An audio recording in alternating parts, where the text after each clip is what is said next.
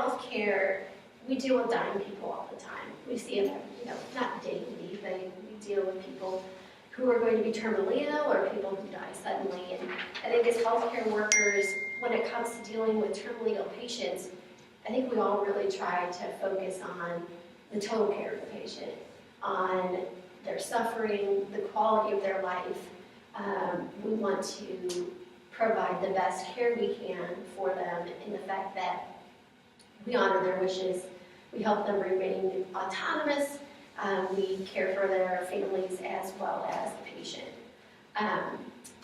In the United States, euthanasia has been a really hotly debated topic ever since Jack Kevorkian in the 90s. I think that was really the first parlay into this discussion of euthanasia, where Jack Kevorkian provided a suicidal process for dying patients who requested it. And what he did was he hooked up an IV to the patient was given an IV sedative, and then when they were ready, they pushed a button and they were given a sedative, they were given phenobarbital to stop their heart, and they died peacefully in their sleep. When this happened, it was illegal, so Dr. Kevorkian was stripped of his license and spent time in prison, and I think that sparked the debate of what we know now today, 17, 18 years later, as the Death with Dignity Acts in Oregon and Vermont and other states. With Dr. Kevorkian and with our ethics class here, we've learned different types of euthanasia. I think we all agree active euthanasia, where a healthcare worker actively ends the life of an individual, would not be ethical. But passive euthanasia, which would be the withdrawal of care, where the patient dies on their own, or what we're going to talk about, physician-assisted suicide or death with dignity, they are a little more in gray area in terms of what is ethical. Julie and I have researched and talked quite a bit about the Death with Dignity Act in terms of whether or not that we believe that it's an ethical choice. Setting our personal views aside, our religious views, our moral views personally, we were able to kind of go through and research what the act really does. How does it provide autonomy for the patient? And I'll let Julia talk a little bit about that. Okay. Yes. With the Death with Dignity Act, Oregon was the first state to take this into effect, and it was in 1994. Since then, Washington, Vermont, and Montana have also adapted the law, and there's several other states that are now in the process of trying to get it passed. Basically, what it does is it takes the decision-making, I guess, from the lawmakers into the physician's hands. And they have, if they agree to participate into the program, which is something they have to choose if it's something that they feel they're okay with doing, they can do so. The patient, there's several standards and numerous safeguards that are implemented to make sure that all the I's and T's are crossed and dotted, to make sure everything is, I guess, ethical, is a good way to put it. Basically, the patient has to have a terminal illness, and there's no hope of recovering. Usually, they have about 6 months or so until it's going to be time for them to pass. 2 doctors have to overlook the case. They have to verify the diagnosis and prognosis. Secondly, a physician the patient has to request to the physician in writing twice, 15 days apart, that they wish to participate in this. They also have to make an oral request, and the physicians both have to verify that the patient is capable of making these type of decisions. If there's any question the patient is capable of making these decisions, they will send them for a site consult. So you have that extra safeguard in place. Basically what happens is once it's all determined and there's a waiting process to make sure the patient indeed wants to do it, it's eventually up to them to decide when they want to go, and they make all the arrangements. They can be like in their comfortable setting in their home with their family, whatever they, require, whatever they desire. And the physician just gives the means, the medication, and the patient actually determines when they want to go and they administer the medication. I think going along with the autonomy factor that Julie was just talking about, we have all recently seen the case of Brittany Maynard in Oregon, who was a young woman who was diagnosed with a stage 4 brain tumor, and she opted to move to Oregon to be able to end her life as she chose. I think when I've read about her and I've listened to her speak, I think the thing that she said the most was, it's not a fear-based choice, it's a logic-based choice. Listening to what Brittany Maynard had to say and doing some research, and the fact that these patients are required to go through and understand palliative care options with their provider. Palliative care, we all know that people who have terminal situations, it's very hard for them not to be clinically depressed. It's a debilitating disease, there's a lot of pain involved, and as we all as nurses know that once you get behind that pain, it's very hard to get in front of it.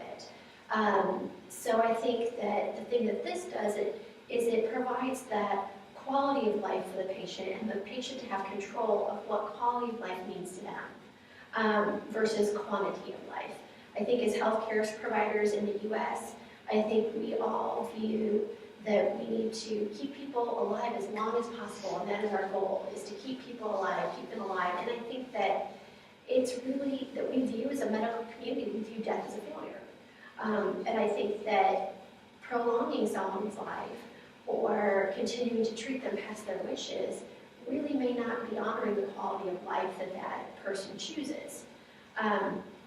Another thing to think about as well is, there's a lot of cost involved with end-of-life care. Sometimes when people are forced to stay longer in the hospital, they're forced to end their life with care in the hospital, they can leave their families with a financial burden they may not want to. Where if they had their choice, they'd be home, maybe with hospice, or they would be able to end their life at their choice without leaving a burden for their family. While none of us like to equate cost with life, I don't value money and someone's life in the same aspect. Ethically, no one shouldn't. But practically, for a lot of people in our country, healthcare is a very expensive thing. And for people in our country to come, to die, well, they're going to die anyway, be in pain, be uncomfortable, and prolong their life, and then leave their family with $60,000, $50,000 in debt, or a bill to the hospital. That's a difficult thing for a lot of people, I believe. And another point to make is just the suffering part. Even though the patient might be, given lots of pain medication to help with the pain and suffering, the family endures a lot of emotional pain and suffering, watching their loved one deteriorate. Usually, they're mentally gone. It's just their body, but the family's still struggling, watching them slowly. Well, and I think with some of the videos that we watched with the Death with Dignity Act, I think the thing that really stuck with me was there was a woman that was interviewed, and she was an ALS patient. And she said vehemently, what is more important than a dying person to have more control over the end of their life? So I think that sometimes for people, knowing and being able to say, I've tried everything, I've done palliative care, I've worked through my issues, I can't go on anymore, to have control, to know that they can say that. Not necessarily that they might or they will, but knowing that you can may make a difference to them.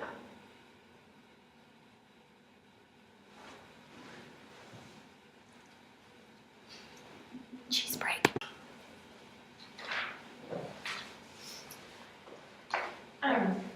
I think one of the biggest things that, with respect that patients choose to participate in physician-assisted suicide, one of the biggest things that we saw is the theme of non-maleficence.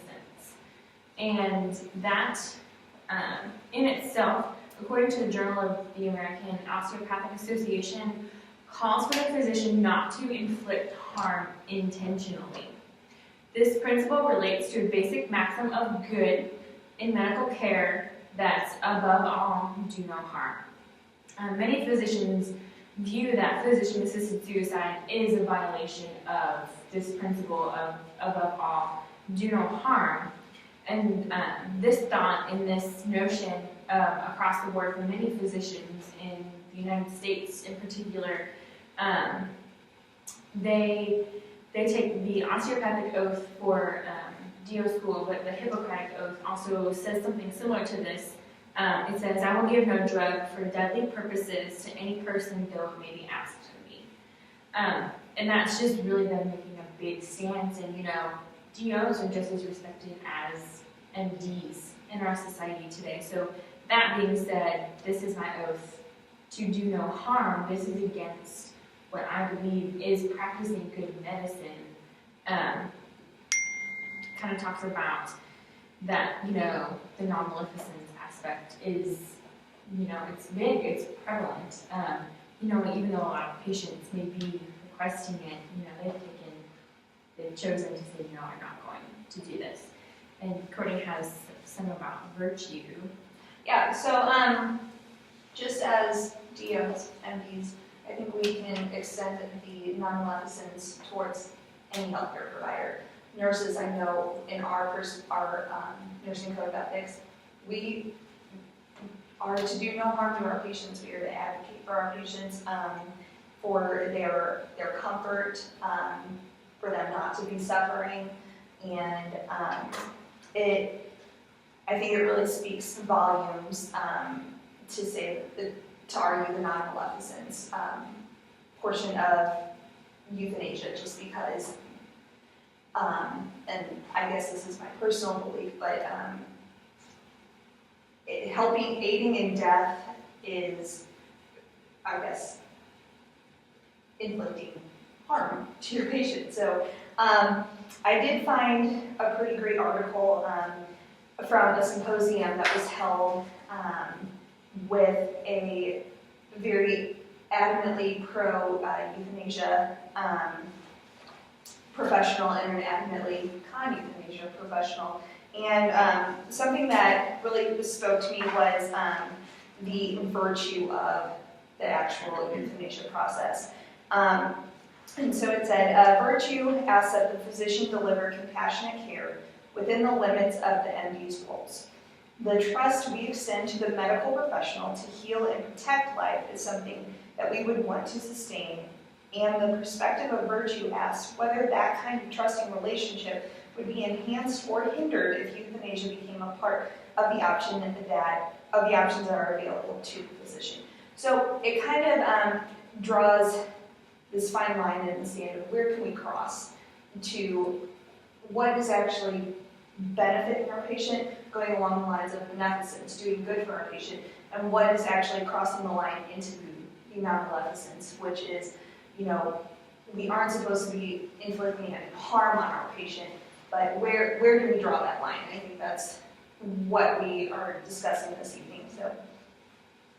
And you guys mentioned something about autonomy, that, the patient has the autonomous decision, or in the definition of it, autonomy is self-government, existent as an independent moral agent, or the right for a person to make their own decisions based on the common law, according to our book that we read this semester. One of the things that we would like to point out is that while the patient ultimately has the choice to choose to take whatever drug they have been prescribed, that person, in essence, in submitting to the physician's order of taking the medication, is placing their personal autonomy in the physician's hands, therefore giving up their own freedom to get to even choose what they want to do, because they're just saying, here, take this, just take the right that I have. to do this. And I think it's also, it is a really slippery slope, just because when you are talking about autonomy, it's something that we do always want to preserve with our patients. We want to give our patients what they want. But it is really, really easy to say, okay, well, now we have assisted suicide, so now this is going to be our accepted norm, and this is what doctors are going to use, and it can essentially inflict more harm onto people, especially with, we have to think about populations that don't necessarily have the means to be in hospitals for long-term care, and I would hate to see that the practice of doing good for your patient is just kind of thrown out the window with the idea that, okay, well, if they don't want to pay for their hospital bills or anything, then I can push, this physician-assisted suicide, and we can get them out of the hospital. We can have a quicker turnover or anything like that. It would be awful that to have that kind of norm, and it can be a really slippery slope that we can go down. If you think about it too, even, as health professionals, it's our duty to educate and not try to persuade, but just to give them all the facts. And regardless of whether that is done or not, there's still the burden on the patient that feels, oh my gosh, I'm so expensive, I'm not worth this $20, $30 something, $50,000 that may happen in the last phase of my life. So yes, I'll go ahead and just choose physician-assisted suicide. So the people who, may not have the type of education that we have to really think through the decision process and determine and decipher what might be good for them, what might be not for them, may be influenced simply by the fact that, wow, this is really expensive, I don't have the money to pay for this, and I could have a good quality of life, but I'm going to be spending the rest of my life paying for it. I mean, that's just not, that could allow them to just say, okay, well, I'm just going to accept this and just say bye, I love you, and that's the end of it. But another point that we do want to make is that in our job to educate, we also need to provide good resources for good palliative care. According to the Journal of the American Osteopathic Association, in another article called Killing the Pain, Not the Patient, control of pain and suffering eliminates the demand for assisted suicide.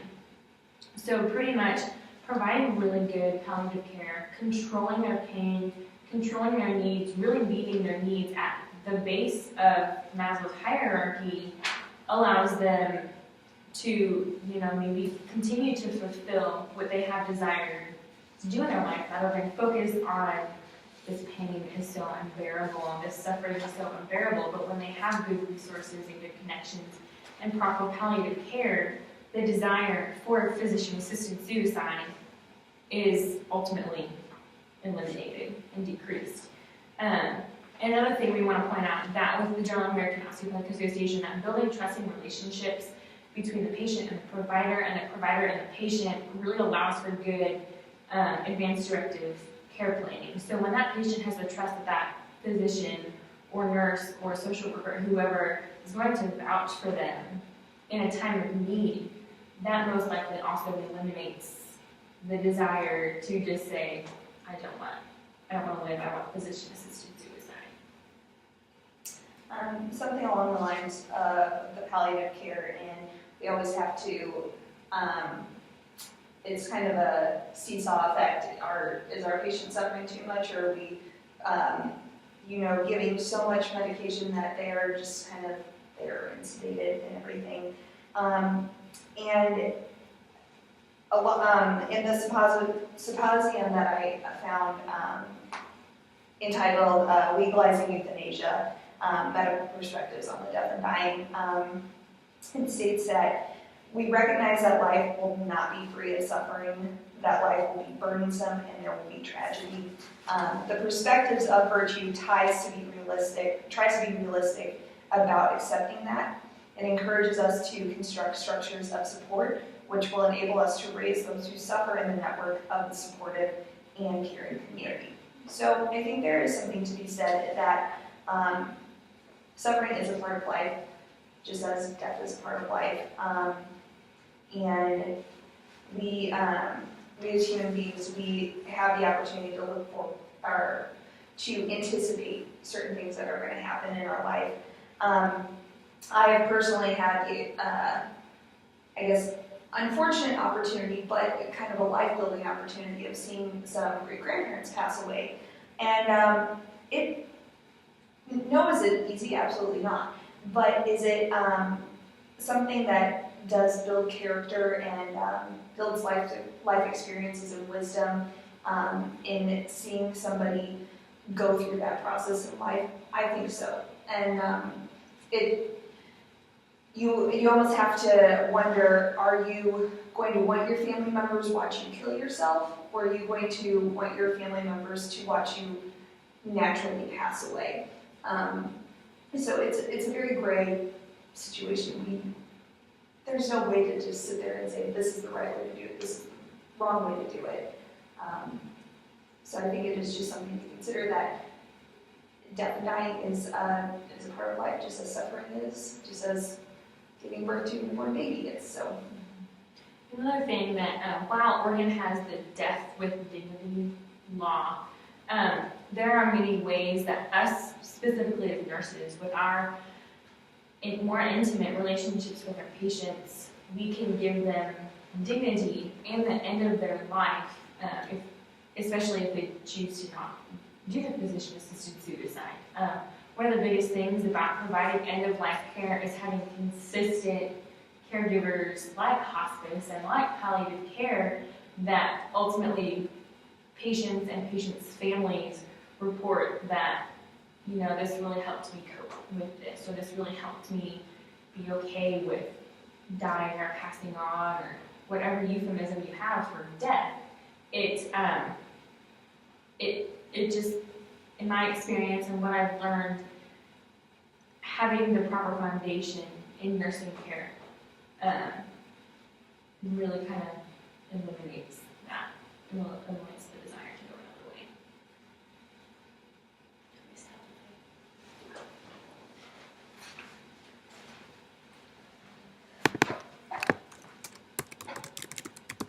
We did better that time. I think so too. So Katie, are you having the Chipotle or are you having the Jarlsberg cheese? I'm gonna do the Chipotle. It's Something from like a Aldi. little It's cheese and delicious. euthanasia. Yes! I really enjoyed a lot of things that you had to say.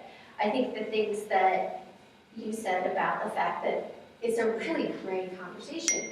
And I think the fact that we're having this conversation, I think more people need to have it. But like when you talk quite a bit about harm. And when I think of harm, I think of doing something that would hurt you, that would physically hurt you, which, all of us are immediately, I would never harm anyone on purpose. With that being said, in this situation, yes, you may be fulfilling the wishes of someone, but by not, are you prolonging the harm to them and the suffering that they're experiencing? I think really what this comes down to, like most debates that we have, it's about choice. And I think that while I have my own personal ethical and moral beliefs, the laws that have been enacted in states that are being brought forth in many other states have proven to be really logical and allowing people choice. And that's the thing that I think is different. By saying no to something, there is no choice. The belief of one party is forced upon another. When there is a choice, you don't have to take assisted suicide. You don't have to get a pill from a doctor. You can die in the manner that you choose. But when we say no, that's unethical, it's illegal, that choice is gone. And I don't think that it is ethical to force a belief like that on someone. Whether it's yours, whether it's, as a healthcare provider, could I personally provide care for euthanasia or for something such as abortion? Personally, no, I couldn't. But I would have to choose to serve elsewhere. I think with this, I think that the things that they've done in terms of looking at the law is very logical. There's a lot of safeguards in terms of the amount of time that the person has to spend with the physician. I think you're exactly right. With palliative care, everyone should be offered palliative care. You can't express to someone or explain, because a lot of people don't know what it is, but by understanding the supports and the pain management, people may have a different choice. But just having that choice in your pocket, knowing that if you're done and you want to be done, that choice is yours. For a lot of people, that takes a burden off, and that, makes things better. Just like for me, I have 4 children.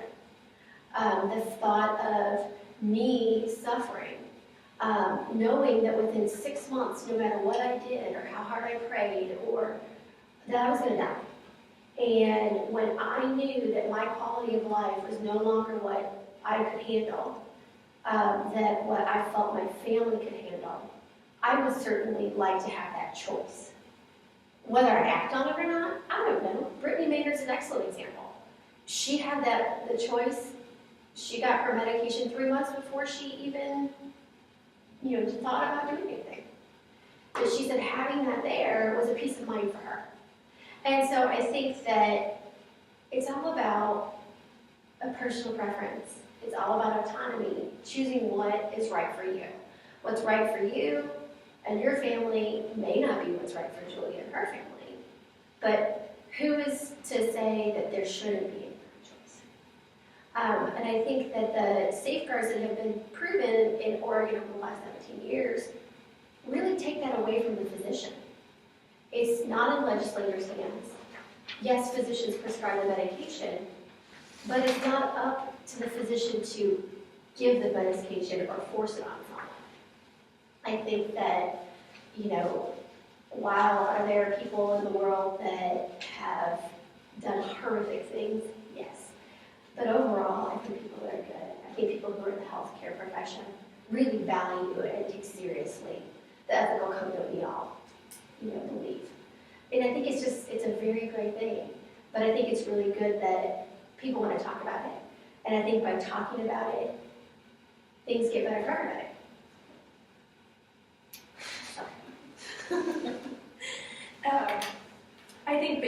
I think a lot of what you said, autonomy is a huge thing. It should be a person's choice. I think your quality of life and what you perceive personally, what good quality is very important to you. I think quality over quantity is very important. Just like animals, you put animals down when you know that they're suffering and their quality of life isn't good. Not that animals can be good for humans, but at the same time, I think it's just having a choice that if you feel that you're suffering and you feel your quality of life is poor, that you have the choice to be able to make that decision if you feel that's right for you. Just one quick thing about the animals is that, and then we can bounce back and forth about that. I love to do that. Is that, with animals, while there's generally signs of, yes, this animal is suffering, or no, they're not suffering, but they can't voice to you, I'm done. It's all in how you perceive it. And so, like Ali said, most of us have pretty genuine hearts. Most of us don't want to see our patients suffer. But as with an animal, they can't voice to you, I'm tired.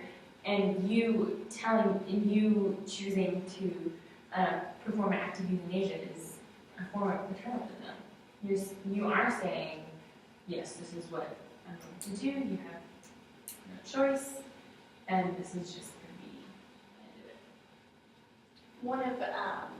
One of the qualifications is that to participate in the dignity for death is you have to be able to verbalize and make that decision.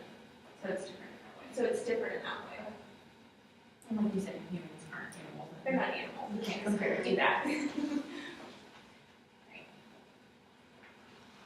Well, yeah, I think it's just always a good way to end it on a note that, like you all were saying, we are healthcare providers. We are going into a profession where we will see our patients at their most vulnerable, both physically, emotionally, mentally. And we, as humans, know that the suffering, burdens, tragedies are all a part of life. And as Allie was saying, we have the right to have our own ethical opinions about situations like this.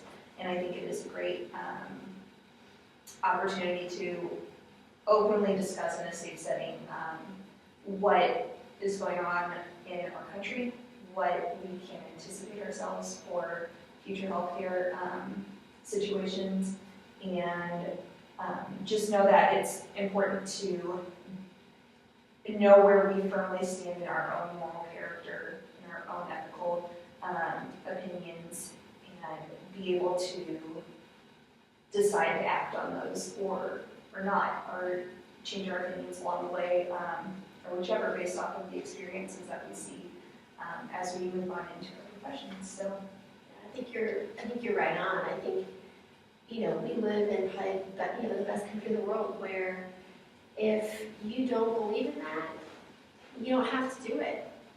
You can have your opinion, you can, practice how you are comfortable in what you believe and not be judged for it.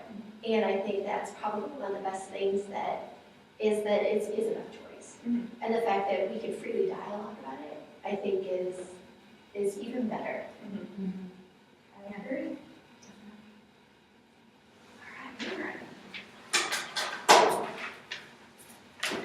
Cheers.